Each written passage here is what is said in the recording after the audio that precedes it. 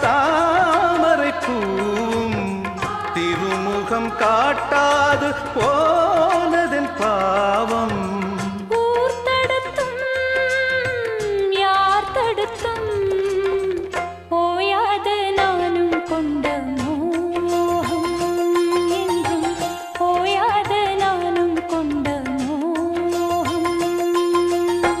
செம்மீனே செம்மீனே உங்கிட்ட சொன்னேனே செவ்வந்தி பெண்ணுக்கு சிங்கார கண்ணு